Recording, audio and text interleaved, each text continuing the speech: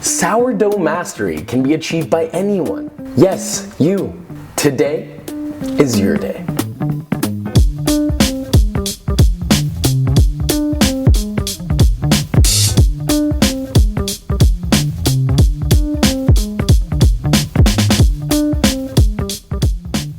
I hope you're doing well.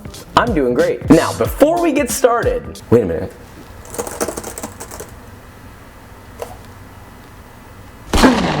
No, please, come back. I need your subscription. If you don't already have an active sourdough starter, or you haven't seen my Ultimate Sourdough Starter guide, then please go check that video out. I'll leave a link in the description, which, by the way, thank you guys so much for all the great support on my Ultimate Sourdough Starter guide. I just want to cover that really quickly. It got a lot of great responses. It's one of my most viewed videos now, and I just want to say thank you. And also, thank you for DMing me on Instagram with all your photos of your beautiful sourdough starters. They look wonderful. Which, by the way, if you don't already follow me on Instagram, click the link below.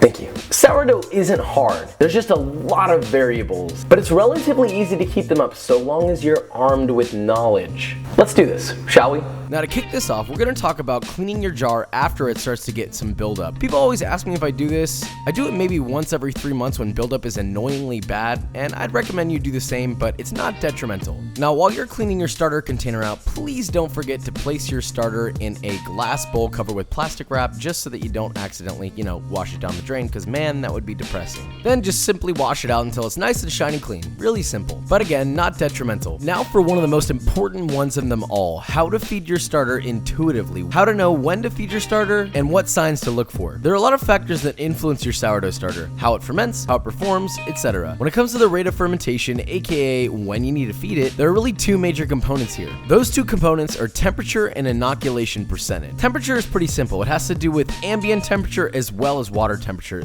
Obviously, the colder the ferment, the slower it's going to go. The warmer the ferment, the faster it's going to ferment. Now, inoculation percentage is the percentage of mature starter you leave behind when you add the fresh flour and water for a feeding. Now, obviously, the more mature starter you leave behind, the faster it will ferment, and the less you leave behind, the slower it will ferment. Now, a good average for those numbers would be a 25% inoculation at around 70 to 73 degrees Fahrenheit, which is basically room temperature. Now, when I say 25%, I actually mean 25% of the total weight in flour in grams. So if you have 100 grams of flour, 25% of that would be 25 grams. These percentages are called Baker's percentages, and all of them work off of the total weight in flour. Now, these are the factors that are going to affect the rate of fermentation, okay? Now that you know that, the best way to maintain a starter is to be super duper observant of what's going on. What does it smell like, and what does it look like at various stages of fermentation? At the beginning, right after a feeding, it starts to rise as normal, but it reaches a point where it begins to stop rising. It begins to flatten out at the top and eventually starts to fall back down. That is the most optimal moment to feed it. The reason why is because all the little naturally occurring yeasts have fully metabolized all of what they can from your previous feeding, so basically they just need more food, aka fresh flour and water. That's the whole point of feeding it. If you wait a few hours after it begins to fall, that's totally fine. It won't ruin your ferment. Alright, now that we got past that long-winded part, let's go over some questions that I've been getting. So the first one is, how do I know when my starter is active? The best way to tell is really if it's rising and falling predictably. That's usually a pretty darn good indicator. The next question is, why do we throw away starter, and what can I do with that? It seems kind of like a waste. Well, my answer to that is, it is imperative that you remove starter when feeding it. This keeps your ferments consistent so you can have a schedule to work with. It's also necessary for all sourdough starters, otherwise they'll just over-ferment and eventually overflow out of the container.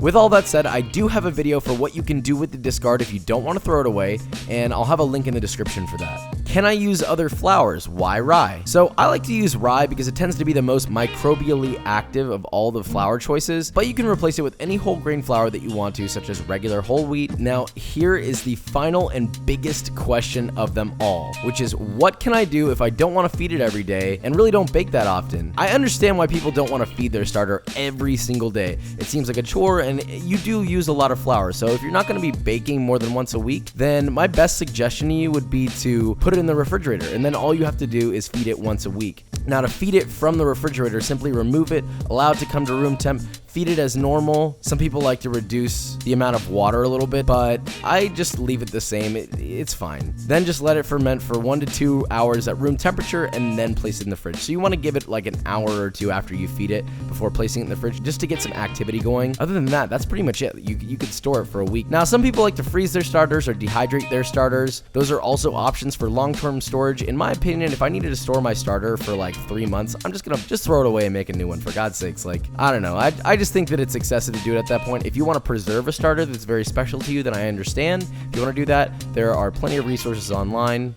So that's it. Well, not all of it. This isn't exactly an all-inclusive maintenance guide per se, because there's just too many things to cover. I wanted it to be a quick little touch on all the variables that I think are super important that most people may not know about in the beginning. Feel free to DM me on Instagram if you have any questions. Like I said, the link is below. You can follow me, DM me. Just let me know if you have questions. And hey, send me your sourdough starters. When I see someone who watches my video and then they make the damn thing, man. They make the thing. And that's pretty flippin' cool. Now, if you guys want to see any more sourdough things or anything in particular that you want to see me do, leave a comment below. And if you enjoyed this video and maybe you learned something, leave a like, subscribe, and I will see you next week.